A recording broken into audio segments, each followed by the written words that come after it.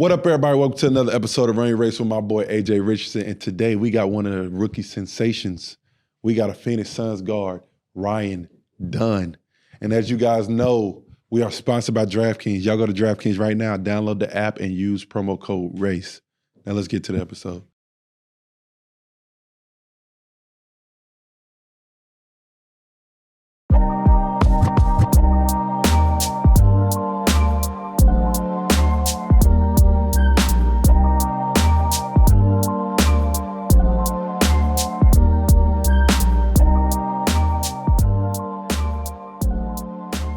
What up, everybody? Welcome to another episode of Run Your Race with my boy, AJ Richardson, who is not here today. But people, I keep telling y'all every single episode, we getting bigger and better.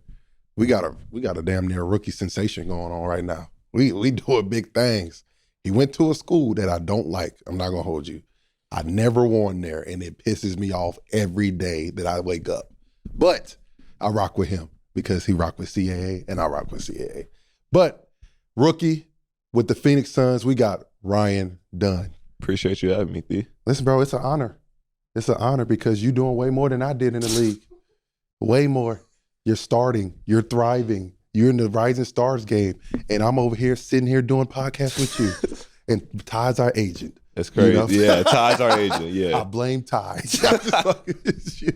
But nah, man, on Run Your Race, bro, I just like to give everybody a different perspective. Like, your journey's different from everybody else that I've had on this podcast.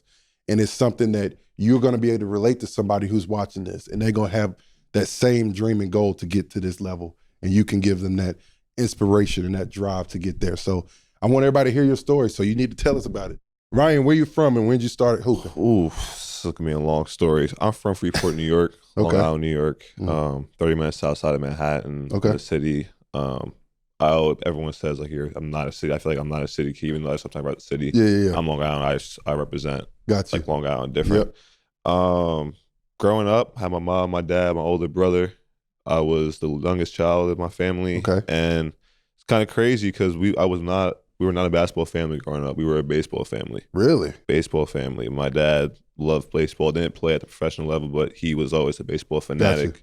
My mom was into baseball, and my brother, when he was born, my dad kind of put the ball in his hands, put the glove in his hands, and they went from there. And he kept loving the game. And then when I was born, I was always around it. Yeah. I started playing when I was like 5, 4, around that, and then that was kind of the sport that we always loved. We always watched baseball growing up. It was never nothing really else. None of the other sports. It was just that. Favorite player? Derek Jeter. You're a Yankees guy? Yeah. Yankees family. Really? Yankees family. We're diehards. Got you. Diehard Yankees fans. Rough time right now. I was the youngest one, so I always try to be like devious. I always try to say I was a Red Sox fan just to make my parents mad. But no, we were always a Yankees fan. But growing up with them, just always going to the cage, always throwing the ball around. My brother kept playing, and I always kept going, watching him go hit and work out with my dad. And always used to do that. And then when I got to like 8 or 9, then I kind of started taking it more seriously. Started doing more travel baseball. Went to go hit my dad with trainers and start really having a kind of a passion for it. Like I was like, all right, this is what I think I'm gonna do growing up. Yep.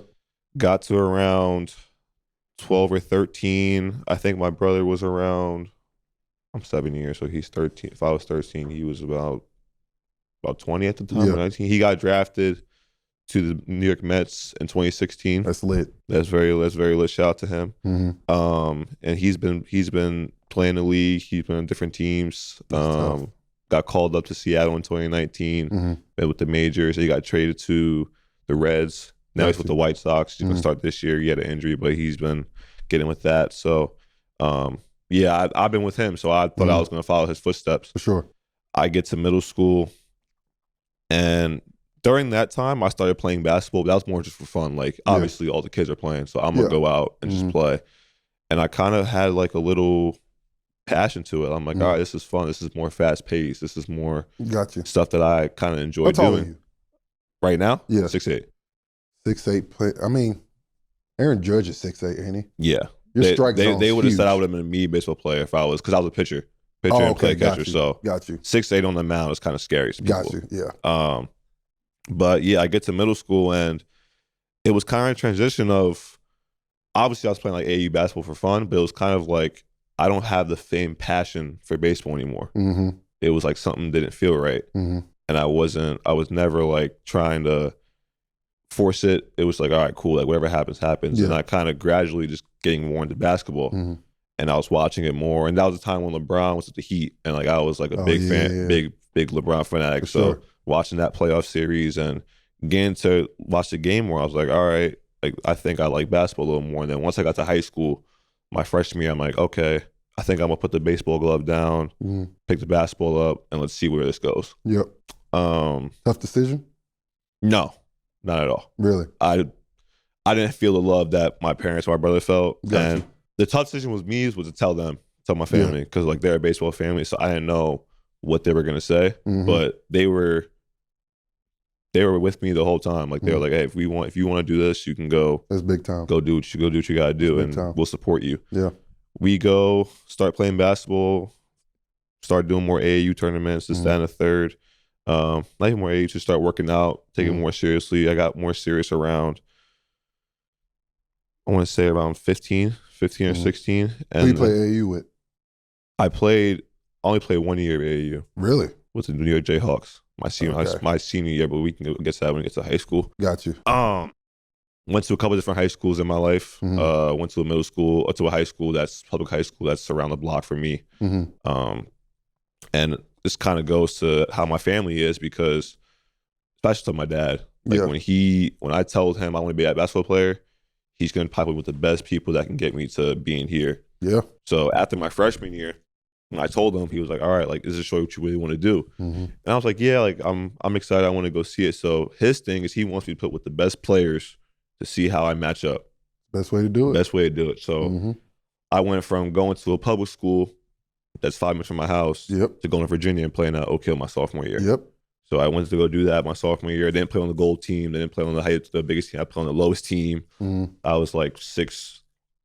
I was short growing up, but I always had like big feet, so everyone knew I was gonna be tall. But I was like 6'1", 6'2", wet and soaking bones, skinny. Like I'll show you pictures of it. It was funny. Yeah.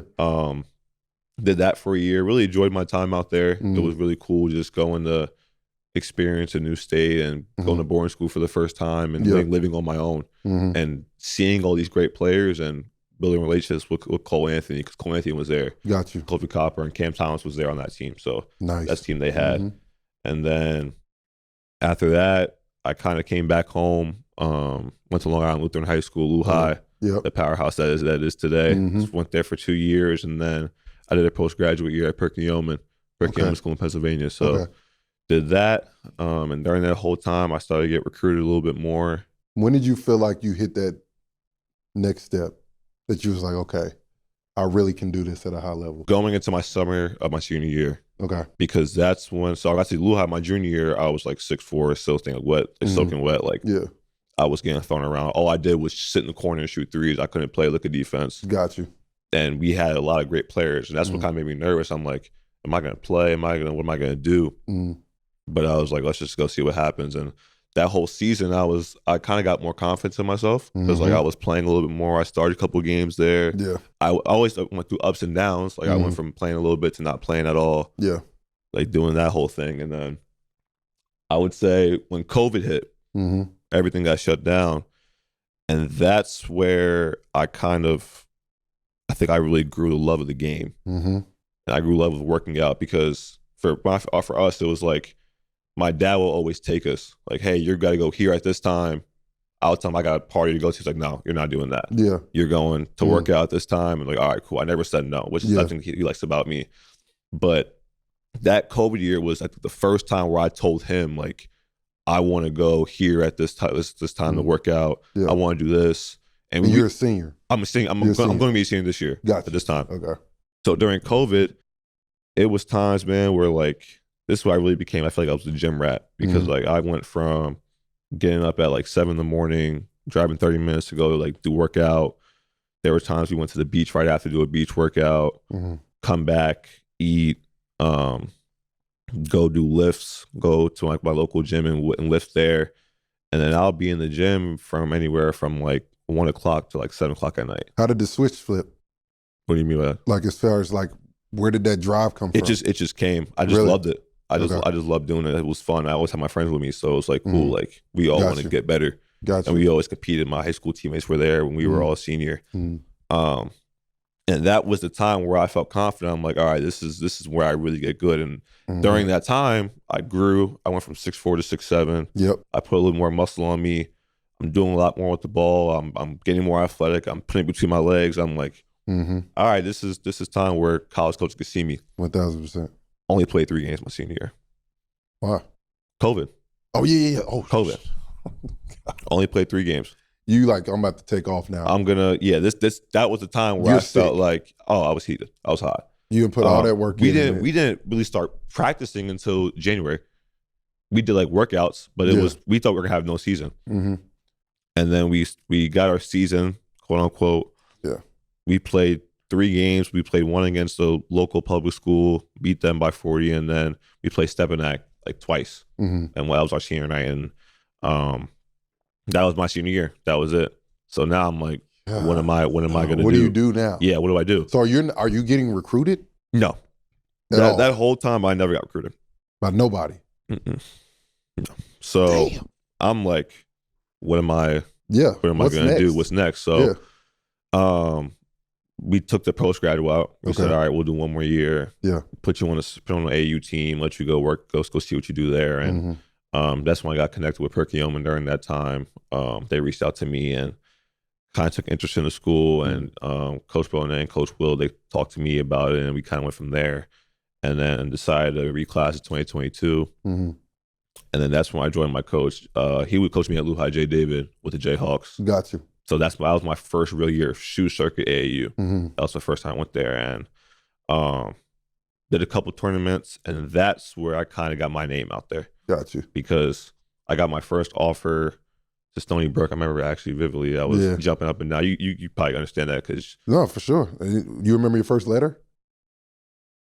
Never got a letter. I'm telling you, I never got a letter. No letter. No letter. No nothing. I was going to ask you this.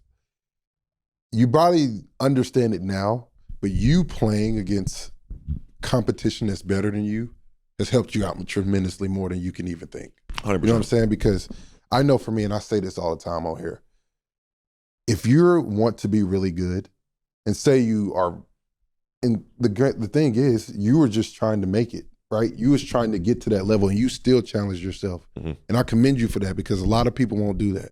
Because I firmly believe if you play up and you play somebody who is better than you, you have no choice but to get better. Yeah. Because at some point, if you really care about the sport, if you really care about being better, you're going to look at yourself like, dude, I am not good enough to play against these guys right now. I remember vividly, bro, I'm like killing in 14 and under. I'm nice. I didn't play my age group again until they was in 17s. Yeah. And the thing was, I remember playing Kyle Anderson. Oh my God. He's slower. My mom just got a hip replacement, and he was slower than her. My mom just got a hip replacement, and he was slower than her. Yeah. And I couldn't do nothing with him. He was cooking me. And I was just like, I have to raise my level if I want to be at this. And I'm thinking I'm good. Like, I'm like killing everybody. And I'm thinking I'm nice. And then that always brings you back down to earth to make you realize you got to continuously work on your game and get better. So I commend you for that. That's big time. Yeah, kind of the same way like you said. Like, I was, during my kind of process of getting better, I was working out with people that were always bigger than me. I remember I was trying out for the Wrens, and during that time, that's when Kuminga was there. And he was a man-child that he is right now at his age, and I'm like 6'4". We got to check his birth certificate. Yeah, we got to. Yeah, we got to check that. It's crazy. But he was doing the same stuff he was doing in high school. Yeah, and it's sick. Kind of just like that whole team, it was like I didn't feel confident in myself to be there. I'm like, I don't belong. There's no way I should be here. And I kind of, my whole life growing up into that, it was like I didn't feel ready at all. But I always still stuck there, and still like, and over time it was like, all right, I don't feel well, I don't feel good here, and then I do some stuff, I'm like, okay, like I can play. Did you ever have that thought that I should have just played baseball? I probably had a couple times. Yeah, I probably had a couple times, because it was like, damn, like, Pops, I think I want to throw the baseball. Yeah, I was like, this might not be for me. Yeah. I'm seeing these guys doing dunking everything, and I'm here. I'm like, this might not be for me, but I'm glad I was just stuck with it, stuck it out. Yeah. You waited my turn, and then kind of going back to my whole thing, it was just like when I got to that age where I grew and got to that point where I feel confident playing against kids. Now going to Alabama and playing my first tournament, I'm like, these kids are like, I'm going toe to toe with these guys, and nobody knows who I am, which I love. Like, exactly. I'm fine with coming in and nobody know who I am and playing the best players. That was kind of my whole thing about it. And so I went to Alabama for my first tournament. Again, I came in with like maybe 1 or 2 offers from Stony Brook and Hofstra. And that's like local schools. Yep. Yeah, went there. Went to Alabama, played with the Jayhawks, and that's when I kind of blew up. Throughout that weekend, I had about like eight offers from that weekend, and that's when my name kind of blew up in the media and the circuit, and that's when coaches started. Who was your first big offer? Minnesota. You was lit. I was lit. Because that was a time where like I was getting the calls. Yeah. So it was like, all right, we like you, we seen you play. We'll come back to you in a couple weeks. And I'm like, are you gonna offer me or not? Like, what's going on? Around. Yeah, playing around. How would you explain the post-grad year? How was that for you? Post-grad was cool. Yeah. It's like boring school. You're taking college classes. Yep. You're just in a high school building, doing all AP credits, trying to get yourself going, get you ready for college, which I enjoyed. And you're just playing. So for us, we played against national players. So we played against Westtown. Yeah. Blair, good Westtown players. Yeah. I played Derek Lively when he was there. Gotcha. Played him in the state. We lost to him in states. Played against Blair. Played against a lot of good teams up in the North Atlantic, area. And that's probably the biggest thing. It's kind of just like college, but in a high school realm. Gotcha. You are getting recruited. Now everything started. Everyone knows who Ryan Dunn is now. What was the biggest thing for you in this? Now the landscape is where you weren't part of NIL. No. What, the second year? My first year was when it started going. My second year is when it blew up. When it blew up. Okay. What was the biggest thing for you that you determined where you were going to go to college? Where I could develop. What can get me to the NBA the fastest. And where I see myself and where it fits for me. Gotcha. That was our big three thing. Me, my dad, my mom, my brother. Again, I was not a finished product. I didn't think I was gonna be a finished product when I got to college. Yeah. So I needed to figure out what school can help me develop me as a player, as a person, and do that. My dream was to go to NBA. I kind of backtrack. I did have a dream like growing up that I always got drafted to the NBA, which was cool. So that's when I kind of figured that out too. But I wanted to figure out a spot that can get me there the fastest and had a bunch of pros and saw the development there and where I felt comfortable. Like, I don't want to go somewhere that I don't feel comfortable at. Can't do it. I can't do that. Can't do that. So that was kind of three biggest things for me.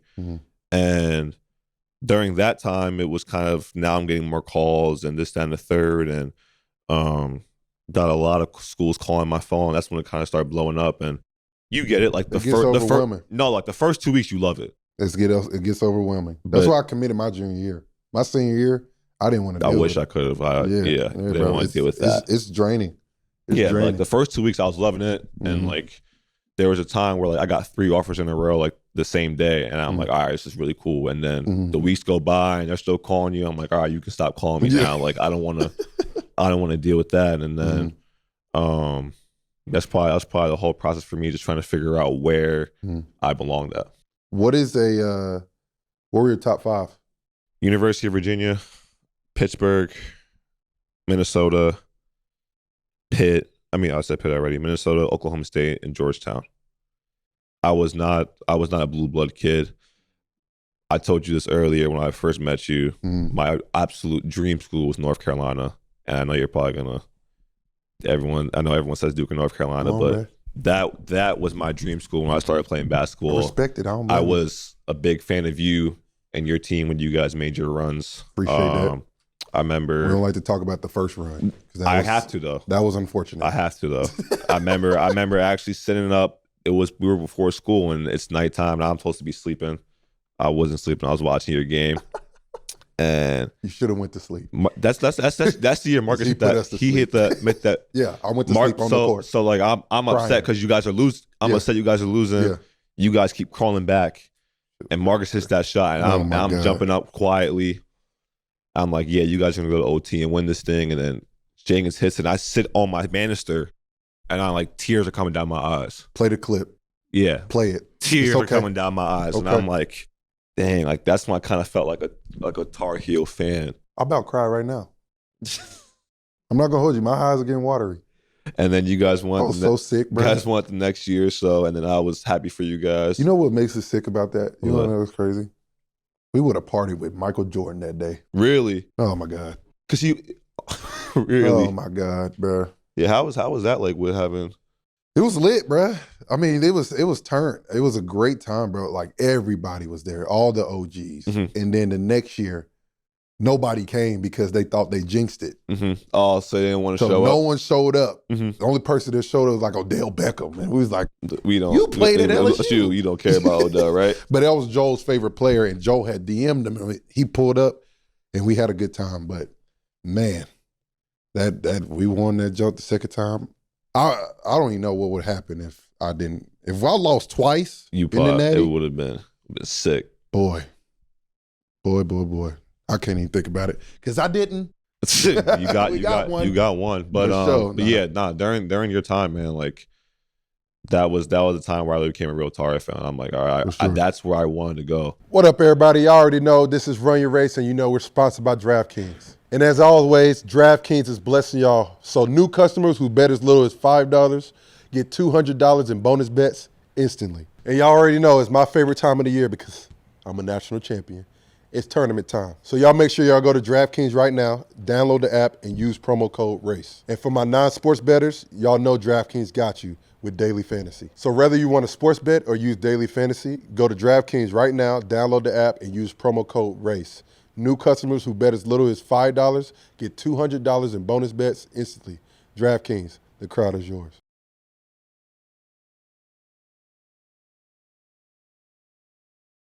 What was different from Virginia than anybody else that made you go there?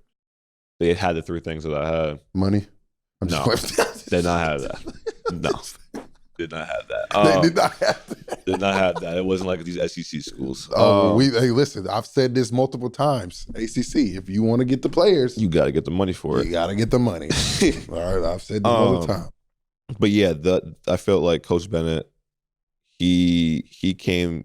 They were always watching me, but they told me that, but they never called me until like the last couple tournaments I had. Really? And they just came off winning a national championship in 2019. So I'm like, all right, that's a natty team. Like they're capable. They're capable. My dream, I always wanted to play in the ACC, whether it was playing for Carolina or playing against Carolina. That was kind of me and my dad's thing. He was like, if you want to play at Carolina, we want to play against Carolina. You pick. And if you want to play in that conference, we're gonna hit up those conferences. And before my recruitment, like we were like sending tapes out and this, that, and the third, like trying to get recruitment. So I guess they saw it from afar, and then they called me in my last game. Coach Orlando Vandross, shout out to him. He calls me and says, "Hey, Coach Ben's gonna come watch you play in New Jersey." Cool. Now I'm stoked because I'm like, all right, I'm locked in for this one. Probably had one of the best games I had in my tournament. I get back from Jersey, an hour drive from New York. I'm laying in my bed. It's 9 o'clock. I remember exactly. I get a long paragraph from Coach Bennett. He tells me, hey, I want to hop on a Zoom call with you and your family. We like what you saw. Talk to him the next day on a Zoom call.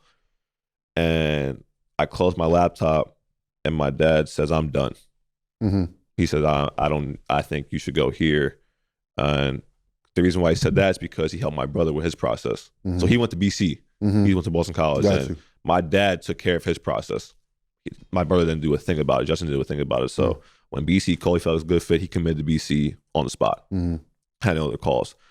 I didn't want that. I wanted to go through the college process. I wanted to go through the recruitment. I wanted to go visit schools.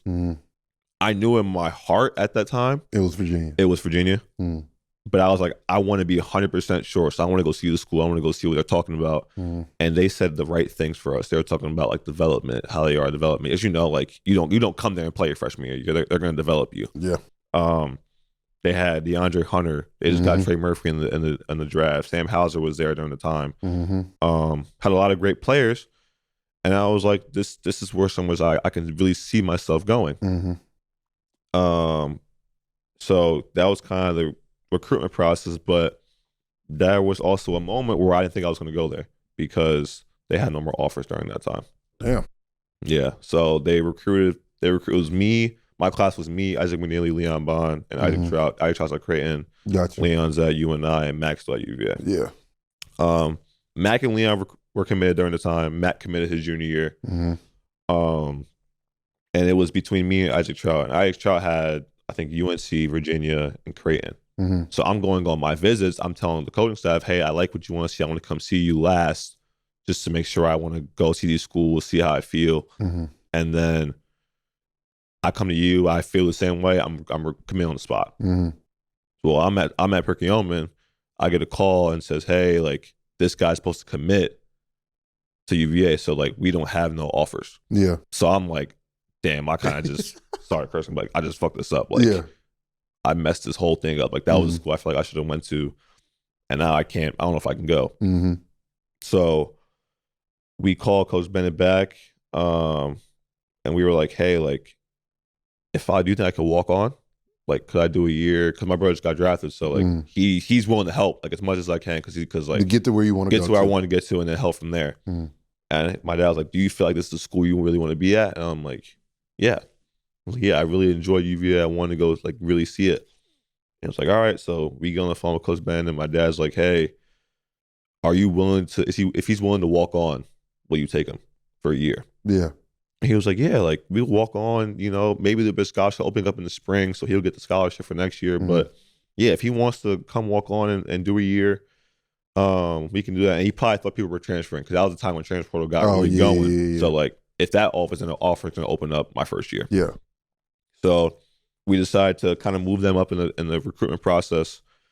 Went to go visit them, and that there was kind of a lot of signs that I had in that campus. Like, I felt very comfortable. They were saying the right stuff, and it was I felt like home. I had a great relationship with the coaching staff. If it wasn't VA, who was it been? Pitt. Coach Capel. Coach Capel was there. Love Capel. Ooh. My mom loves Capels. That was tough. Mama knows. That was tough for them. Coach Capel would have been lit. Very lit. That would have been Coach Capel would have been lit. Yeah, it was really between those two. Got you. But yeah, so I kind of want to be in the campus, campus town, college town, like real college town. That's a college town for you. Yeah, I just did a game over there. Not a lot. What game did you do? They played American. About lost. Oh, that's not a yeah. Virginia's a tough place. Tough place to play at. But never won there. You never won at Virginia, bro. I never won at Carolina either. But that ain't easy to do either. It ain't easy to do either. It's not. I'll tell you that. You get to college though. What's your welcome to college moment? Welcome to college moment. That's a hard one.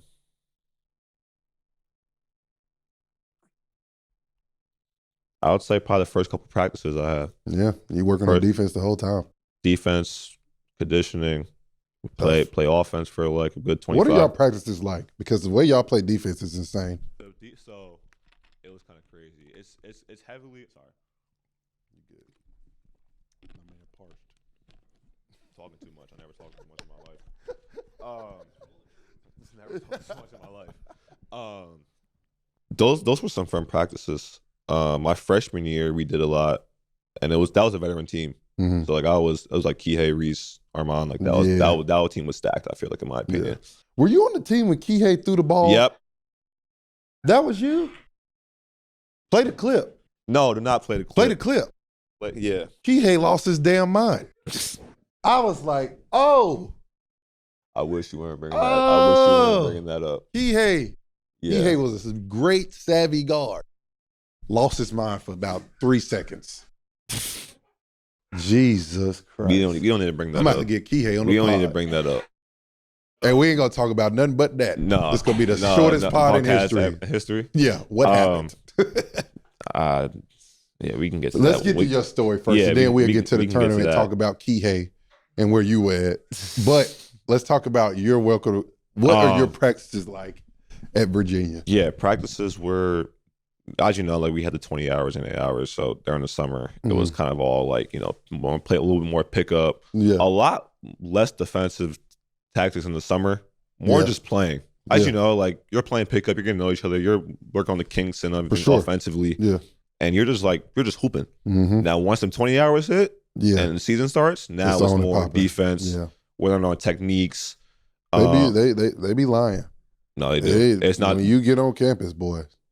I remember that too. They said it's gonna be all cool. Yeah, nah, bro. It's on and popping. As soon as summer's over, it's oh, time. Oh God. It was time. God. And with that team, everyone knew what was going on. So we were just kind of the sore thumbs, just trying to fit in. And so you did walk on? No, I didn't. You ended up getting a scholarship. I got a scholarship. Gotcha. People transferred, so I got that one. God bless. But yeah, it was more of like during the season, it was like probably 30 minutes of offense, 30 minutes of defense, and then some transition. But the hardest drill I think we ever had was 3-on-3 closeouts. I don't know if you guys did that at Carolina. You probably didn't because you guys were a offense team. We worked on defense. We talked about it. But you weren't. We were about putting the ball in the basket. You know? We were the opposite. No, so our thing was like 3-on-3 closeouts. You got to get 3 stops in a row, and you're playing against each other. And like you're on the paint, throw it out, and everyone's like spaced out. So you're basically going one-on-one with gap help. That was the hardest drill. Because you can be in that for a long time. A minute. I did that when I was with the Knicks. Bro, I was in a group. But they put me in a group that the people don't guard, and I'm like, and you're messed up. You can't. Set me up for failure, bro. And when Coach Bennett gets going, like he loves practice more than games. I felt like he got. Were you shocked he left? Yeah, because I didn't know. Nobody knew. Nobody knew. I was shocked. I was in the shower, and my coach and we had a group chat, a freshman group chat, and Trout texted me and was like, "Did TB retire?" And I'm like, I don't know. That's probably fake. And then I got the shower, getting ready for our third preseason game. And now I'm seeing all the tweets and stuff, and I'm like, dang. Like you didn't feel like it was getting a little. I knew it was. Yeah. But the way when he retired, I'm like, he's. Yeah. When was crazy. When he did it was. I thought he was going to retire after my year. Yeah. If not, well, he did after my year, but like earlier. Yeah. Or the year after. It's so funny because you see all the greats that have left when they know like you can't really coach nowadays. It's different. You see what I'm saying? Like you have to. You're kind of like babysitting. And hey, go ahead. Stop shooting bad shots. But I didn't mean it. You know what I'm saying? Like you can't be blunt and you honest. Can't be blunt. Some coaches don't care. Like what's the coach of Illinois? He don't. What's the coach from UCLA? Golly. Oh, Cronin. Nick Cronin. He don't care. He don't care. Bro. Illinois don't care. Yeah. But you could just tell, like a guy like Coach Bennett, like he don't curse. If he don't want you, that's what I'm saying. Like if you don't want to come just play for Virginia and want to stick it out and be here, it's hard for him to go recruit. And you. that's what his philosophy was. Like he wants you to really buy in. And the way college basketball is now, that's not going to happen. Like if you're not playing, I'm going to portal. Yep. And I'm going somewhere where I can play. Yeah, basically. Yeah. And when NIL, like they're not getting paid a lot. They weren't getting paid at the time. Like it's gotten a lot better. Yeah, it's getting sick. While you got schools that are paying kids $2 million to go play. Why would a kid, which I understand, like why would I not? And then they get there and average 3 points. Sick work. Sick work. That's basically that's the money NBA. I could have had. What do you think you could have made out of that? Oh, I'm walking away with millions. Millions? Oh, because you guys made 2 tournament runs. First of all, it's not even basketball. That's just on the court. Off the court? Oh Lord, I'm doing a podcast. You are doing a podcast, yeah. Like I would have ate money up. Yeah. And I won a natty. Came back for my senior year. You would have. I would have went in there with a blank check. Write what you want to write on that Coach, one. What you thinking? let him go from there. Yeah, too low. Too low. We gonna have to make a couple more zeros, man. Yeah, but yeah, no. So that was kind of my, I guess, welcome to college. Just what was your breakout game where you like felt? Hey, I'm just playing. Stop playing with my man. I'm done with it. We gonna talk about it. My breakout game, my first game, because I didn't play the first game. Okay. I was supposed to redshirt. Well, I was supposed to redshirt, but I didn't think I was gonna play a lot because it was a whole lot of seniors. That was my thing too. With my whole life, like I never thought I was gonna play. My junior year didn't play a lot, ups and downs. As you know, like freshman year, I'm going in like, all right, like let's develop. Let's see what's gonna happen. Yeah. If I don't play a lot, cool. If I play, that was my thing. But first game didn't play, so I'm like, all right, like that's probably be my season. Second game we play Monmouth, and I'm like the sixth, seventh man off the bench, and I'm like, why am I playing? Yeah, let's do it. Get going. I hit my first three, and you know how it feels when you hit your first shot. As a freshman? As a freshman at JPJ, yeah, I went nuts. Yeah, lost your mind. I finished, went nuts. I was locked in from there, and I had like 13-6. I think like 3 blocks, 2 steals. Remember the whole stat line? Yeah, I had a good dunk at the end that kind of got me going. That was kind of like my welcome to UVA, and that's why my name kind of got going out more on the campus and with the town. And then I would say my breakout game came sophomore year when freshman was just up and freshman was ups and downs. Yeah, sophomore was still ups and downs, but I think I had a lot more. I was a lot more comfortable, like you said. Breakout game, I always say Texas A&M. People want me to say Louisville because I had that's my career. I had 19. You're not scoring over 30 at UVA, but not happening. But I'll say 19. There's only one person did that, like Kyle Guy or something. Yeah, he was only. He was elite. He was an anomaly though, because he didn't do what y'all actually do. He didn't guard nobody. He hooped. He didn't guard nobody. He just hooped. Yeah, he was the scorer. That's what I needed. And I tell him that. Yeah, but I would say Texas A&M was the game where I felt like, all right, I belong. Okay. And that was before we get to sophomore year, freshman year. Yep. Tournament. Yep. That team, we were second in the country at the time. We were rolling. Very good team. We were really rolling. Savvy. Very savvy. Lost it. Good poise. We're gonna get there. Get to the championship. Lose to Duke in the AC championship. Which is what was that Duke team? That was Tyrese Proctor, Filipowski. We beat them at the crib, and that was rocking during that time. Yeah. So we were like, all right, we lose them in the AC championship. Reset. Let's get ready for March. And we get into the locker room during the tournament reveal. Yeah, we're all laid back, relaxed, like cool, and we play Furman. Yep. And our route was like Furman, San Diego State or Charleston, Alabama. When they had Brandon Miller, we can somewhat, if we lock in. In our mind, y'all had a chance. We had a shot. You got a chance. In that bracket, we were like, all right, we can. For sure. We got to get through Furman, play all those teams, see Alabama. The first game's always the hardest. That's what I had in my mind too. I'm like, the first game. We got to get through the first game is always one. the hard because you know you're supposed to beat them. What's a Furman? What's a Furman? You're exactly. Right. But so what is your perspective on what the hell happened? Where were you? I was playing. Yeah, you were in the game. Was he throwing you the ball? No. Who did he throw the ball to? First of all, that's a bad question because we don't know. We don't. So we don't talk about it. Like I never brought it up. So like I don't. We never really talked about it. So after the game, y'all just went home. So we're playing, and we were up 14. Like we're good. Like I'm getting ready to all right, let's go, let's play. Like we're doing our thing. They come back, like had a great comeback, like cut to 2 points. They might even took the lead. And then it was 2 minutes in the game. We got a couple stops. And at that time it's 15 seconds left. So I'm like, all right, like I'm already thinking, let's go, let's move on. Let's move on. We won it. They had a good comeback, but we stormed it out. Cool. And I'm on the baseline because I got hurt. I tried to dunk it on somebody. I got a steal.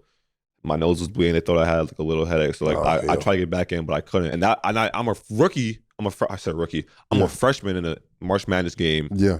Could possibly be finishing. I'm trying to be tough and finish it. I was upset. You got a whole concussion. Yeah. Whole concussion trying to thug it out.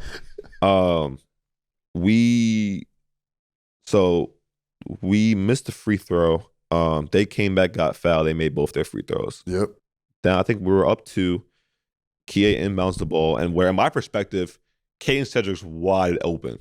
No, he was open. Wide open the backcourt. Yeah. So I never asked him. But I think he tried to get to Caden or throw it up. Mm-hmm.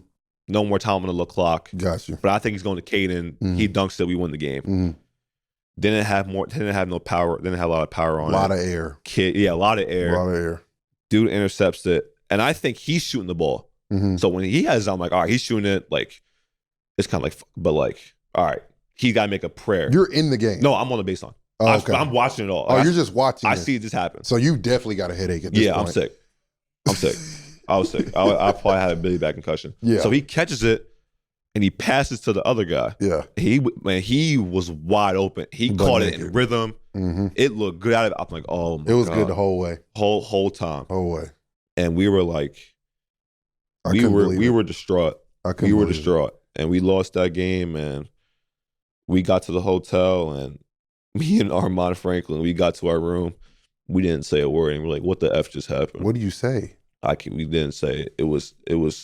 That was a time, because Kihei did a lot for that program. 5 years ago, he makes the pass to Mamadi in his freshman year. That shot Mamadi made was insane. That was you weren't. I think we won. Did we win it that year? No, they won that. I was 19. Yeah, they won it that year. That was after the year. That shot was insane. That's the year after I left. Bro. Their run was insane for that. That will go down in history, one of the wildest players I've ever seen. Yeah. The one Kihei made. But like, he did so much. He did so much for UVA, and like it was so the amount of the thing I was upset about was the amount of hate he got for it, which I understand. Like he made a bad play. Yeah. But that whole season, he was so good. He was so good, he bro. carried us. He kept us in games, pest, bro. He was so good his whole career there. Like, you know what I'm saying? Like, you're not where you are without Kihei. And he didn't have to come back that year. Like that was his 5th year. He could have left, but he came. Really? He came back for that year. And, And he was a good senior for us. Like for me and for our team. Like he gave us confidence, but he was that guy. Like he's gonna verbally tell you like, yo, you need to pick it up, and he don't care. And we needed that. Yeah. So I think people, Kihei, man. It's all fun and games, bro. But. So for people to like kind of bash his name for that one play, which like I get it's in a tournament, you probably had us in your parlay on our bracket. Sure. You definitely fucked my bracket up, but I wasn't in the game. It's all good. It's all good, bro. We're gonna let it go. Sophomore year, what's your mindset going into that? You had a decent freshman year, up and down. You already said it. You trying to get to the league, trying to get to the Baja. Go subscribe. You are on the brink. Everyone sees it. You have the potential. You're a pro. Yep. You hear that. You hear that noise. You got top ball head ass over there telling you too. That's freshman year is my first Met talk going on. So shout out to Ty for that one. He's like, come on. Yeah. It's time to get to it. This is the year you got to go crazy. Yeah. So sophomore year, like you said, actually I go back to my freshman year. There was a team that actually called that asked if I was entering the draft my freshman year. Really? Yeah. I don't know if I should say the team, but I won't. I'll keep that. But they called my family like, hey, he's like, they were like an analytics team, and they were like, hey, we see him first in all this defensive stats. Because defensively, like I was really good for us. So you've always been good defensively. No? I was terrible in my high school. I just started playing defense so I got to Virginia, really. Damn. Yeah. Shout out Tony Bennett, bro. Shout out TB for that. I probably should have went there. Shit. Damn. No, so we were like, do we test the waters? But I'm like, no, like I'm not ready. But after the season, I'm like, all right, this was the season where I'm like, I can really go to the NBA. Like I always dreamed it, but like I was like, this could be my year to really get drafted. So I go out to California to work out with Ty and CAA with their pre-draft guys. You work out with Don McClain? Yeah. Worked out with Don. We'll get to Don when that was probably, you got me ready. That was the toughest. Boy. You gotta be ready. Gotta be mentally checked out. But yeah, so I went to go work out there and with those pre-draft guys, and I was like I said, I went from high school and when I'm younger, I don't think I'm ready because I'm playing against guys going to the draft. Mm-hmm. And like over time, while I'm there for the 2 weeks, like I'm getting confident in myself. I'm feeling myself. I'm like, all right, I'm playing against NBA guys too that are there. Mm-hmm. I'm just a freshman. So I'm like, all right, like this is the time to go. Yeah. I go back to UVA, talk to TB, and he kind of says to me like, hey, this is the year defensively where like I want you to challenge yourself. Like really lock in defense, because he saw something in me that I didn't even see in myself. Like he saw the length and everything, and he said, I want you to guard the best players. Me and Reese Beekman during that time, like he's guarding like the 2 and the 3, I'm guarding the 3, 4, sometimes even the 5, depending on what was going on in the game. Yep. And I'm like, all right, look, this was the year where I saw draft boards on myself getting picked, and I saw the slams and all that stuff, and I'm like, all right, like we can go. So my thought process that season was, I don't want to think about it. I want to focus on this team because this was a new team. The seniors just left. Me, Reese, IMAC, and Tay Murray were the only guys that really played. And Leon Bond were the only guys that really played a little bit. We ran redshirted. So I'm trying to be like, I went from learning everything to now I'm a captain. Yeah. Now I got to teach everything, and I'm still learning as a sophomore. So I'm like, okay, I'm not going to think of the draft. I'll probably talk about this, that, and the third, but I want to focus on my sophomore season, see how far we can go with this team. And then and that year was the NC State year when they made Durant, bro. That was we started. You needed to go. You had some bad luck, bro. Jesus. No, but yeah, that team, that sophomore team, it was a very, very different year. Very different. I went from like, we're trying to win a natty, and now we're trying to fight for our lives in the tournament. Yeah, and we had a good start. We had a couple of bad games to start ACC. Got blown out like all 3 road games, and then we had a great stretch where we won like 9-10 in a row. Yeah, and like that's when we thought Virginia basketball was back. And I'm playing well, and then I think it got to February where like I was hearing more of my name in the draft and all this stuff, and everyone was questioning what I had going on with my shooting and all that stuff, and offensively, because they said defensively I was amazing. Yeah, but the narrative was like I couldn't do shit offensively. And that kind of, when I started hearing that, it kind of got in my head. And then we play Duke, get smacked by Duke. Play Tech, get smacked by Tech. I'm trying to make the tournament. I'm trying to win something for this team, and I'm hearing all this stuff about me. A lot of stuff. Being vulnerable, I kind of like, I won't say broke down, but I kind of got very like, I was very anxious. I'm like, I don't know what's going on, and I'm trying to figure out like, it's new. Yeah, it's new. I'm trying to figure out what's going on, and that was a hard stretch for me. I would say, because that's when I kind of feel confident in myself. I'm like, do I really think I can go this year? Because like I went from like, there was times where I was 10th in the boards. Yeah, like I was the 10th pick. I was a lottery pick, and I went from that all the way to my second round pick. And you know how it is, like as a kid that doesn't know it. If I'm not knowing it now, like that don't mean nothing to you. Yeah. But when in that situation, I'm like, I'm a second round pick. Like I think I'm a first round. Like I want to be drafted first round. So, but I just pray on it, just try to thug it out. And I think for that team we did a lot. We went from not making the tournament to being the last 4 and playing the Colorado State, losing that game. But I think I think that was the time where I'm like, okay. After that season, I called my dad, called Ty, and it was kind of an interesting conversation, if you remember it. I called my dad, said, "You think I'm ready?" And he even kind of said, he was like, "Right, I don't know. I think for your development, this is where you want to be in the NBA. I think you should go." I was very torn, and during that time, that was when transfer portal was coming on. So now I'm hearing on the back end calls of like, "What's Ryan doing? Is he transferring? Is he going to draft? He's transferring. This school wants you. This school wants you." It's a lot, bro. It's a lot going on. So now I'm like, I'm trying to figure out what I want to do. Yeah.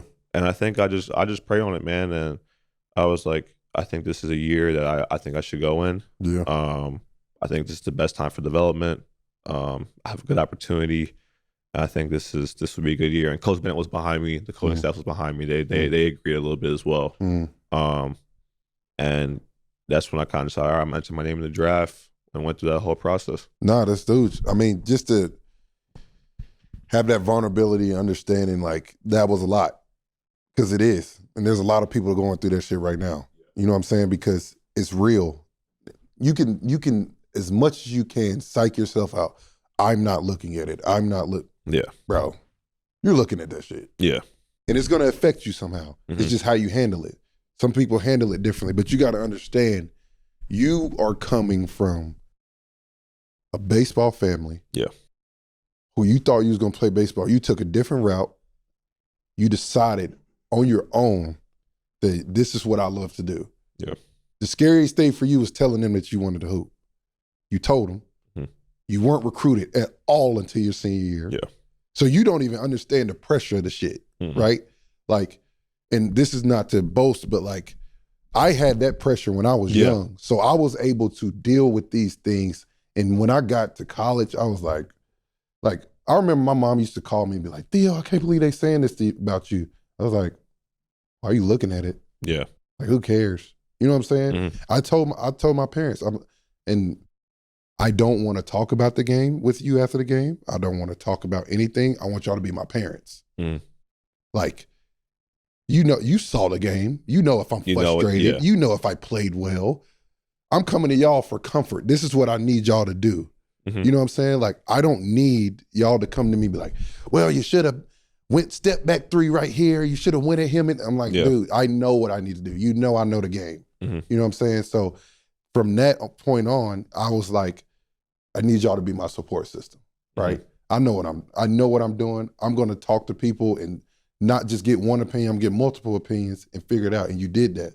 And you got to give yourself grace in that, the understanding. You don't need to ever wonder if you're good enough. Yeah. Because you're here, bruh. Yeah. You know what I'm saying? That is never a question. You were on the top 10 for a fucking reason. Yeah.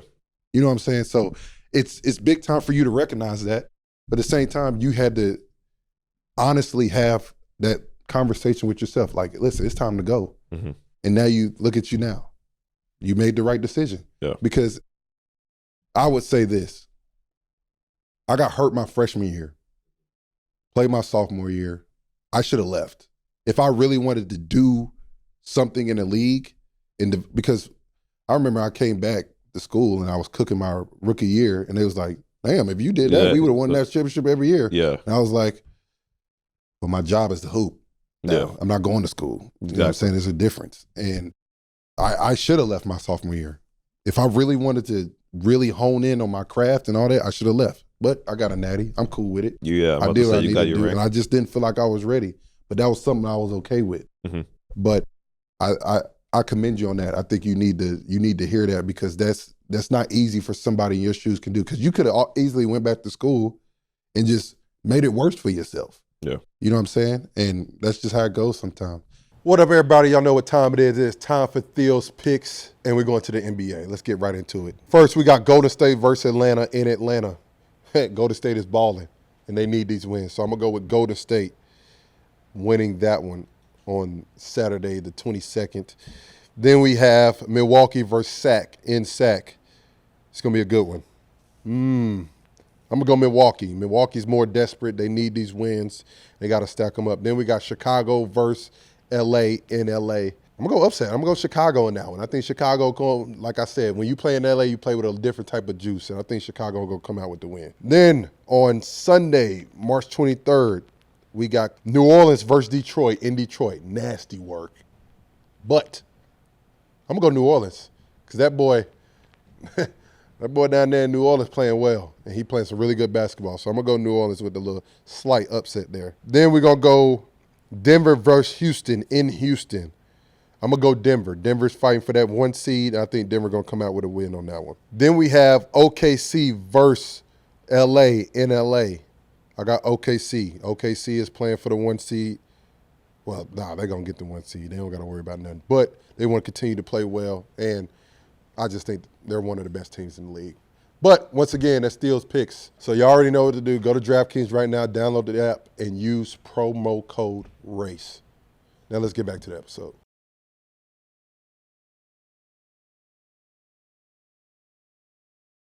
But you make that decision. How many workouts, Ty, have you do? This is going to piss me off, so answer correctly. I had to do, I want to say around 15 to 18. Okay, we good. 15. We good. How many, he had me going everywhere. Everywhere? Bro, I had one trip. Uh-huh. Brooklyn. The next day, Lakers. You had to go cross country and play the next. So you landed and then played. That's your agent. That's your agent. That's on him. Sick work. That's on him. Sick work. But yeah, I love the process. I love you sick too. No, but not. I love the process. I might be sick, but I was pissed. I love that whole process. Ty, look, bro, I'd have hooped at these couple, and I'm like, yeah. Can we stop? Theo, you got to go to the next one. All right, bro. But yeah, no, like that whole process was fun to me. Just being out in California, and you had to prepare your lungs for what you. Bro, dudes is doing the most. Yeah. Well, bro, you did 17s too? We did I remember actually vividly. Actually, we did like ball handling, a shooting drill. Yep. 8, 6, 4. Yeah. And we do the dunks with that. Then we did slides. Finished the workout with a 17. Yes, had to finish that. And then on Saturdays we had to do a 3-minute run after we played pickup. See, he added that. Yeah, he did that for that. I didn't have that. Yeah, but that was probably the worst part. And the thing that he said was like, if you're not going to buy into it, you're going to have a hard 2 months. 1,000%. If you're going to buy into it. I remember I used to go back to the room, bro. Where'd you stay at? The Homewoods? Who was that? Or Gore Hills? Same spot? Bro, I used to sit there and be like, look, bro. I don't want to be here no more. How am I going to get up for the next day? Like, he gets you ready though. No, he does. He gets you ready. You can't say he doesn't. Was there a time where like you felt like, all right, like I'm good? Like with the whole conditioning? Yeah, with Dunn. Oh yeah. Where I felt at some point, because I'm about to say your legs numb. Yeah, you don't. You just moving. Yeah. At that point, I was like, bro, it is what it is. Once you prepare for it, you know what it's like. You know how you're gonna feel. Mm-hmm. That's all it is at that point. But it ended up working out. I appreciate him. No. I told him I'd never see him again, but I appreciate what he did. Yeah, no, like you say, he's crazy, but he means well. No, for sure. He's never no bullshit. Like he's gonna tell you what he needs to hear. So best workout. Boston, Phoenix, those two. I remember Utah. I had a lot of good workouts during that time. Worst workout. One workout. My first workout in Atlanta, first ever one. The scary part is I was gassed after it, and I'm coming from Dunn where like I'm ready to go. No cap. I'm gassed. That's an interesting story because I went to Minnesota, my first one, cooked. You cooked your first one? It's more mental that you're cooked because you're exerting so much energy trying to go hard as hell and not knowing, but like they just want to see you under control and you know what you're doing. Exactly. Yeah. You know what I'm saying? Like you're pressing. Yeah, I was doing too much, but I think Atlanta was not my best one. You didn't get no calls from them, did you, Ty? Nah. Toronto was bad for me, bro. I got cooked in Toronto. I did too. It was back to back. See, that's on him. But for me, he tried to do a better job of planning it out. Oh, he did. So he learned from you. So he did. Okay. He tried to give me all West Coast and then go to the East Coast. I like how you learning, bro. That's so good, bro. He had to learn from somewhere. Yeah, for sure. Yeah, shout out to Ty, bro. Did 18 workouts. 18 is crazy. Yeah, and I'm hearing guys doing 2 and 3. Did you do 2 for one team? No, you just did 18 different teams. Different teams. I was supposed to do 2 for one team. Oh, okay. But they didn't. It was like before the draft. Got you. Draft night. Man, you made it. Mm-hmm. You're here now. Did you know it was going to be Phoenix? I had a feeling. My 3 were Boston, Phoenix, and New York. New York kid. Mm-hmm. And the meet. So this was why I'm dumb because I'm looking at the media determinants time, and I'm here in New York. So I'm like, I'm a New York kid. Coach Tibbs defensively, like I thought, and they had 24 and 25. That was my range from like 15 to 30. That's where I saw. That's where everyone saw me at. So we're like, okay, cool. And I'm kind of hearing all this stuff. Mm-hmm. Phoenix didn't come in until later in the process, like the last couple of days. And then Boston, because of Coach Bennett, he had a good. Who's the GM with them? Brad Stevens. Yeah, they had a good relationship, and they kind of liked me from Virginia. Yeah, they had Sam, and they had all those guys. So those were the 3 where I'm like, I can see myself. I always want to go to Miami. Really? Growing up, did you work out there? No. But I was a LeBron fan, and like when he left, Got you. When they won the thing, I was like, all right, I'm a Heat fan now. I don't want to bandwagon it. Those three were the two teams that I'm like, all right. So, like you said, draft night, back home. I didn't go to the green room, but I personally think the green room was kind of overrated. I think because I'm from New York, so like I have my family. I went to go out to dinner with them. Yep. Saw all my friends, and then went to the draft. I was up the stands, like it was cool. Yeah. And I understand like everyone wants to go to the green room, but like you're there for 3 hours before the draft. So like, and I heard you just sit there and don't do a lot. So I'm like, all right, I had a better experience. Exactly. We in the stands watching the draft, and I'm kind of like I'm watching it the first couple picks, like obviously the first 3, like you want to know, first 5, and then like kind of after that, you're just waiting on your time. I'm waiting on my time, dazing off a little bit, just talking to friends and family. Get to pick 15, like after lotto, I'm like, all right, this is where I need to kind of like lock in and get ready to go. And I don't know if this was for you, but Ty works the phone insane. He was on the phone. You don't know this for me. Boy, do you know how many times I've made fun of this dude? He don't stay off. I can't believe he's just sitting right here. Yeah. He always on the phone. Always on the phone. But that night was the first night where I really saw him like really call everybody, see what's going on. Did he had his sweat rag? I know he's sweating. He was sweating, but he didn't have, a sweat rag though. So yeah, get the 15, didn't get picked there, and now it's picked 20 or 30. So now I'm like, all right, this I feel my time going. Like this is really ready to go. So Phoenix goes 22. I'm hearing a lot of good stuff about them. I had a great conversation with James Jones after my workout. Like it was really cool, just picking his brain, and I think that kind of like I really enjoyed that. And and my brother's in Phoenix, and Katie's my favorite player. So Katie, if you see this, you don't need to worry about that. Yeah. So I'm like, all right, like that can be a spot. Cool. They trade their pick with Denver, and they pick up Deron Holmes, which was a great pick. I like Deron's game, and I think that's he'll do good there once he gets back from his injury. So shout out to him. Now so I'm like, okay, cool. I'm staying home. I'm going to New York. 24, 25. I'm getting picked somewhere in there. Yeah. 24 pick. They traded their pick to Washington. I think they got Keyshawn George from Miami, another great guy. That's one of my guys in Washington. He's killing it there. And then the 25th pick, they pick up the what's his name? Like Diot. So for a guy from France. He's doing well over there. And that's when I kind of got hurt a little bit because I was like, dang, like I thought I really could be here. And now I'm kind of panicking. Yep. Because now that was the first day where it's the 26th. The 26th is the first round. 27 is the second round. There wasn't 2 rounds. I didn't even know that was a thing. Now. Yeah, this was our first year. Really? Yeah. So the first two drafts. First draft was in one day, and the second round was the next day. Got you. So I'm sitting there. Ty's working the phone as usual, calling people, and we kind of get to pick. We get to pick 28, and I'm kind of stressed out. I'm not trying to everyone see it, but like inside, I'm like, damn. Yeah. What's happening? What's happening? And Ty gets on the phone. I'm sitting next to my brother, and my brother's kind of like stoked for me. He's trying to help me because he's been through it, and he just taps me like this. Ty's on the phone like this. You know how Ty gets, and my brother just yeah. Phoenix.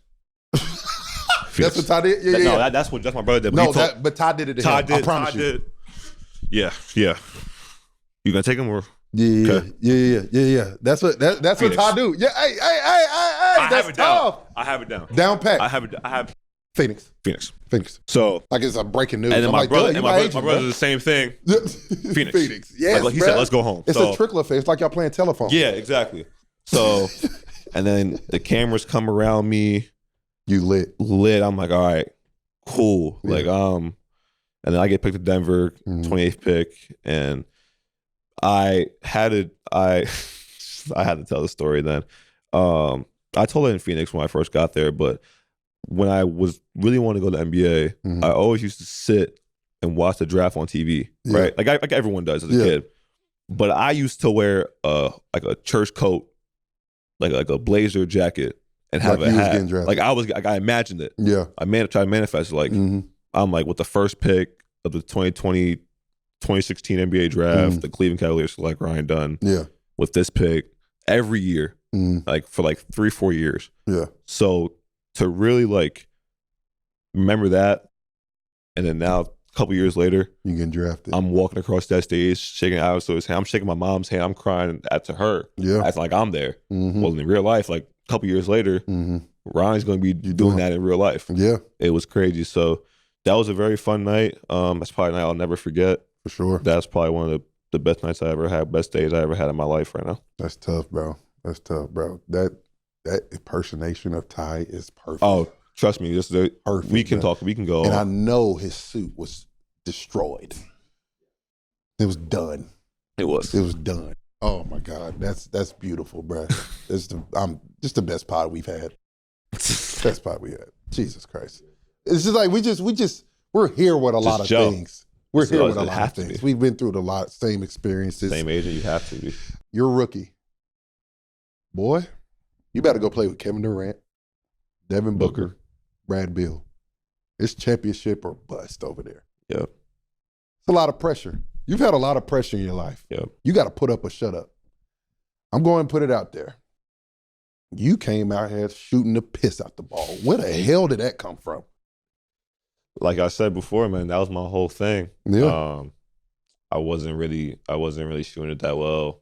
I was at a point in Virginia where they didn't even guard me. Yeah. And you know how that feels. Like, I don't know if you know how that feels, but like. Oh, I know how I feel. Don't worry about that. Like, I definitely in college. Like, because I came from high school. Like, I'm like I told you before. Like, I'm shooting the corner. I'm just a 3-point shooter. Yeah. I get to Virginia. I'm like, what's going on? And people ask me, is it mechanics? I think it was kind of more mentally. Like, I was kind of like wasn't confident. I wasn't confident in my shot that much. Wasn't really taking the shots that I should have took. Even if I was wide open, keep shooting them. Like, I'll miss a couple and get upset. But yeah, then after that season, I went to go work on with Phil Buckner in Phoenix. Mm-hmm. That's a great guy as well. And then I always kind of just kept going, kept getting a lot more reps, a lot more confidence. And even summer league, my first time, I didn't shoot well. I was like 1 for 9 from 3. Mm-hmm. So it was kind of like the same thing. Yeah. But I felt myself getting more confident. I'm like, all right, cool. That's what this whole thing is, bro.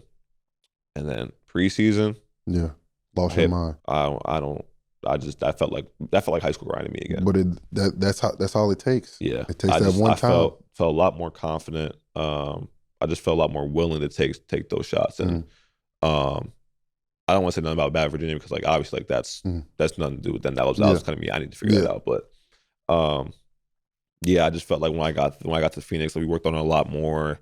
And their philosophy was like, instead of not shooting with 12 seconds on the shot clock, you're getting it up because it's NBA. You're getting it up with 6, like whenever. Mm-hmm. If you're open, you need to shoot it. Yeah, because if you look scared, they're not going to guard. Now it's a whole problem. Mm-hmm. So that was my thing. I'm like, all right, I got to, even if I don't miss them, I got to make people think I'm willing to take them. Mm-hmm. So yeah, I went to preseason and got going, and I think the game against Denver when I had my like first 20 points and I made like 6 threes, and that's when everyone like lost it.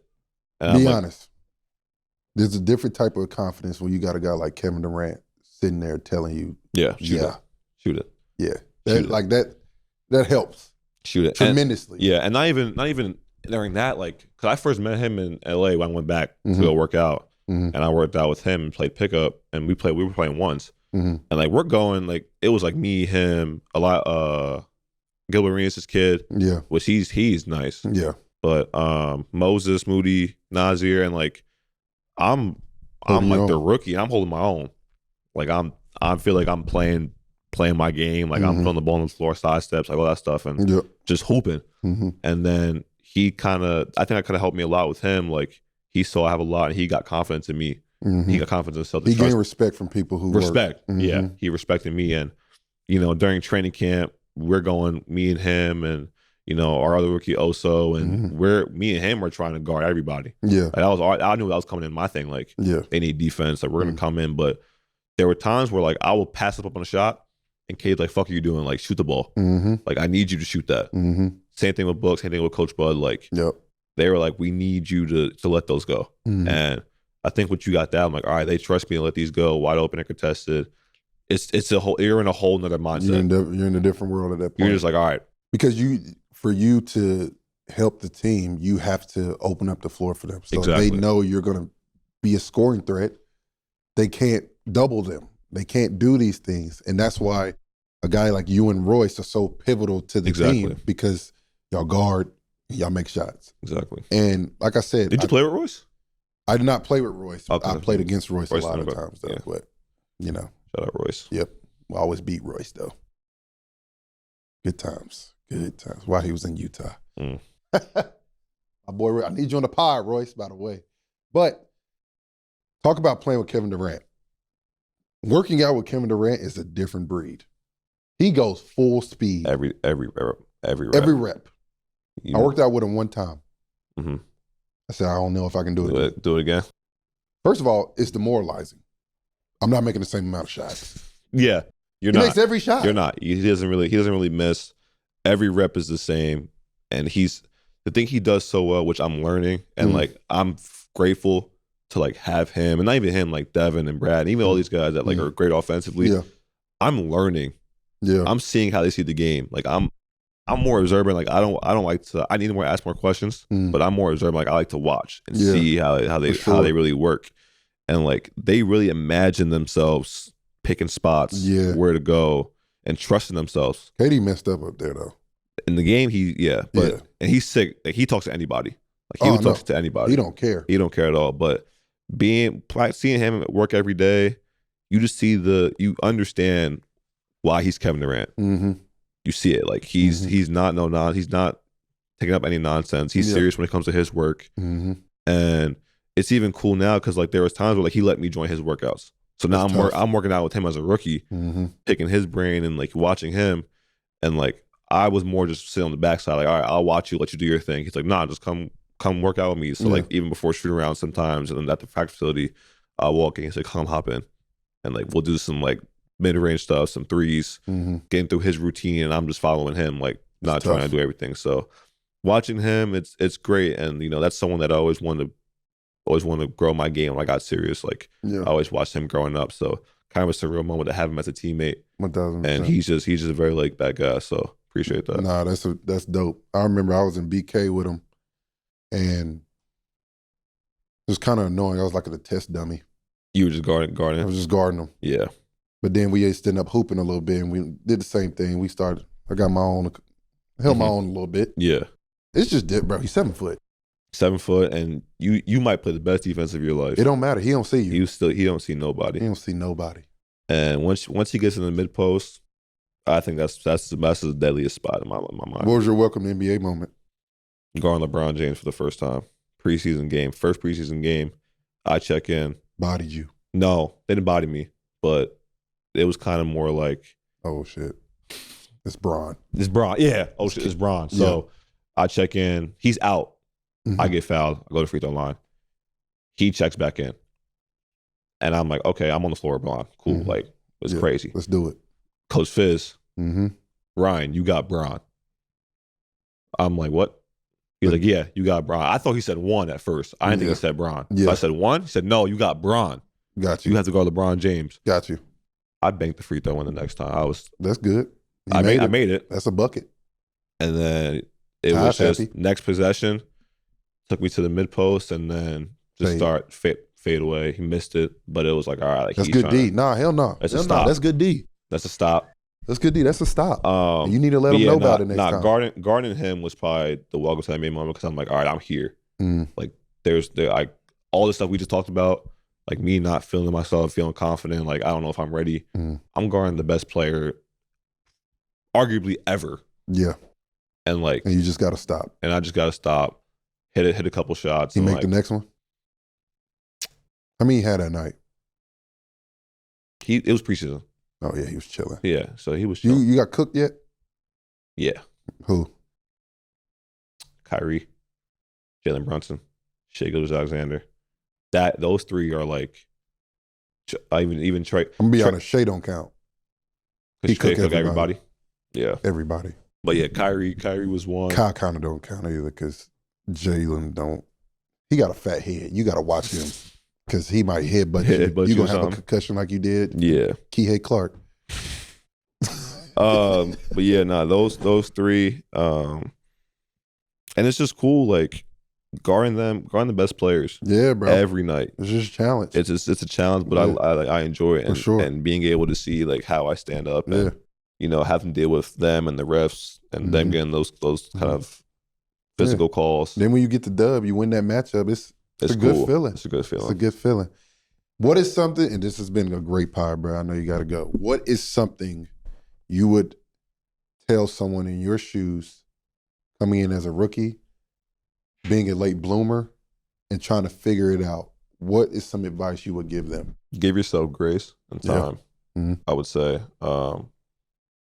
like for me, like I was never the one that everyone thought I was going to go to the league. Got you. I was always the one that, like, all right, he's doing his own thing. Like, every team I was on. Mm-hmm. And for me, it was just being able to not kind of listen to all that, do your own thing, like keep working, keep growing, but give yourself like a lot of grace, because you might go through hard times throughout this whole process, but finding ways to, really enjoy the game. And this is what you want to do. Like, keep chasing your dreams. Don't ever let nobody take that from you. Respect that. It's big time. Last thing before we go.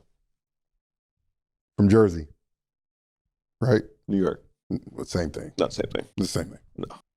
Jersey, New York. New York. It's literally across the water. Okay. Literally my apartment, I could have threw a rock and I would have hit New York? Huh? You could have, Jersey. Yeah, I live in, where I live at, Ty? What was that? Where was I at? No. Hoboken. It don't matter. Top 5 players out of New York. I'm going to give you top 5 players in in North Carolina, and we're going to match them up and see who got the best. You don't got a chance. I'm just telling you. I know you're going to say for one. And go point guard. And you got to include yourself. I got to include myself? Yeah, why would we not include ourselves? Because there's a lot of legends coming out of New York. We're legends. So, point guard. Point guard. Oh, could I put? No, I can't put Jersey in it because he's from Jersey. He's not from New York. Yeah, that's tough for you. Who's your point guard? Steph Curry. He was from North Carolina. It's over. Oh my God. Let me throw you some live. Yeah, throw him a lob. I believe wasn't Stephon Marbury. Wasn't Jordan from New York? No, yes, he was. Jordan. He was born in New York. Okay, point guard. Wait, where was he born? Jordan's a Carolina guy. No. Is he born or played? Jordan's listen. He was born. Listen, where was he born? My daughter was born from Ohio. She is a Texas girl. For the guards, I'll say Stephon Marbury. We can go Stephon Marbury. Go Marbury? Okay. 2 guard, Jordan. I mean, I can put Jordan because Jordan was born in Brooklyn. No, wait. I'll be the 2. Okay. I won't even put Jordan in it. I'll be the 2. No, I'll put Jordan because Jordan was born in New York. Okay, you can have Jordan. I'll lock Jordan shit up. 3. Me. Okay. James Worthy. Trying to think of the 4. Oh my. 4? I got 5. I got the 5. I need to figure out a good 4 to like. Yeah, we born in New York. I mean, you can go Melo. I forgot about Melo. Melo's 4. it's a tougher game than I thought. My 4. What did I say yesterday? You said Worthy yesterday at 4, but you put him at 3. Yeah. I'll go Bam. Melo versus Bam?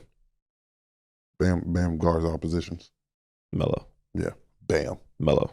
Bam. He just don't get the defensive recognition. I know you don't. I see it. Trust me. As a defensive player, I see it. Listen, Bam, you got to guard Bam on the other end, too. You do got to guard Bam. Yeah, we got to guard Bam on the other end. Shout out to Bam. I got to get my 5, though, because I put Bam at the 5 yesterday. Kareem's from New York? Kareem is from New York. You lost this one. Yeah, you lost this one, buddy. You should have gave up MJ. Yeah. MJ really with us. Born. And he was great in New York. In North Carolina, though. You won on that one. Man, that's another Shout episode of Rain Race. Ryan, we appreciate it, brother. He just cooked me on that one, bro. But it was an unbelievable pod. I appreciate you coming on. Congrats on the rookie year. Keep it going. Hopefully, I want you to stay healthy. Keep your confidence. Keep doing your thing. Appreciate you, Theo. That's another episode of Run Your Race. We out. Peace.